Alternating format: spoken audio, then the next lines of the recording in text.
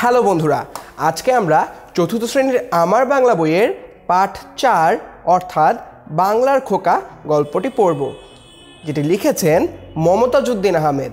তো চলো প্রথমেই আমরা গল্পের লেখক সম্বন্ধে কিছুটা জেনে নেই। এই যে ছবিটি দেখতে পাচ্ছ, এই ছবির মানুষটি হচ্ছে মমতাজউদ্দিন আহমেদ। মমতাজউদ্দিন আহমেদের যেই বানানটি রয়েছে সেটি তোমরা একটু ভালোভাবে লক্ষ্য করে খেয়াল করে দেখো, কারণ হচ্ছে তোমাদের যাতে নামে কখনো বানান ভুল না হয়। তো আসো আমরা এখন লেখকের ব্যাপারে কিছুটা জেনে নেই। যেমন মমতাজউদ্দিন আহমেদ 1935 সালের 18ই জানুয়ারি ভারতের পশ্চিমবঙ্গ রাজ্যের মালদহে জন্মগ্রহণ করেন। মনে রাখবে বন্ধুরা, তোমাদের জন্য এই সালটি এবং তারিখটি এবং তার সঙ্গে তিনি জন্মেছিলেন কোন জায়গাটিতে সেটি তোমাদের জন্য খুবই গুরুত্বপূর্ণ, তাই এগুলো তোমরা মনে রাখার চেষ্টা করবে। তাছাড়া তিনি অধ্যাপনায় নিয়োজিত ছিলেন এবং তিনি বাংলাদেশের একজন বিশিষ্ট নাট্যকারও। তার রচিত কয়েকটি নাটকের মধ্যে রয়েছে স্বাধীনতা, আমার স্বাধীনতা, সাত ঘাটের কানাকড়ি প্রভৃতি। তিনি বাংলা একাডেমি পুরস্কারও পেয়েছেন। তিনি 21 পদক সহ আরও অনেক পুরস্কার লাভ করেছেন, কিন্তু প্রধানত বাংলা একাডেমি পুরস্কার এবং 21 পদক সবচেয়ে বেশি সম্মানজনক পুরস্কার যেটি উনি পেয়েছেন। তো বন্ধুরা চলো সরাসরি এখন আমরা গল্পে চলে যাই। আমরা গল্পের প্রথম দিকে কি দেখতে পাই? গল্পের প্রথম দিকে আমরা দেখতে পাই যে 1920 সালে টুঙ্গিপাড়ায় জন্মগ্রহণ করেছিল একটি শিশু। সেই শিশুটি শেখ পরিবারে জন্মগ্রহণ করেছিল। সে আস্তে আস্তে বড় হয়। বড় হওয়ার পরে সে স্কুলে যাওয়া শুরু করে। এই যে স্কুলে যাওয়া শুরু করে, স্কুলে যাওয়ার পরবর্তী সময় থেকেই সে আসলে সে যে একটি ভালো মানুষ সেটি প্রমাণ হওয়া শুরু হয় ঠিক সে স্কুলে যাওয়ার পর থেকেই তার কর্মকাণ্ডের মাধ্যমে। তো বন্ধুরা,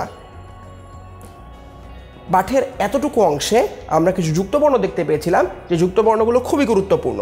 তা আসো বন্ধুরা, আমরা এখন যুক্তবর্ণগুলো পড়ার চেষ্টা করি, দেখি এবং যুক্তবর্ণ দিয়ে গঠিত কিছু শব্দগুলো আমরা পড়ার চেষ্টা করব এবং লেখারও চেষ্টা করব বন্ধুরা। তো প্রথম শব্দটি হচ্ছে গোপালগঞ্জ।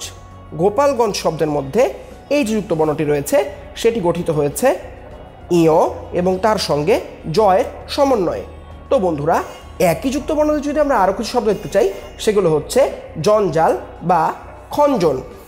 এরপরে আমরা যেই যুক্তবর্ণটি দেখতে পাই সেই যুক্তবর্ণটি রয়েছে এই শব্দটির মধ্যে, যেটি হচ্ছে টুঙ্গিপাড়া। এই যে আমরা শব্দটি দেখতে পাচ্ছি টুঙ্গিপাড়া, এর মধ্যে এই যুক্তবর্ণটি রয়েছে এবং এই যুক্তবর্ণটি গঠন করা হয়েছে উঁ এবং তার সঙ্গে গ এর সমন্বয়। এবং একই যুক্তবর্ণতে যদি আমরা আরও কিছু শব্দ দেখতে চাই, তাহলে সেগুলো হতে পারে বঙ্গ অথবা অঙ্গ।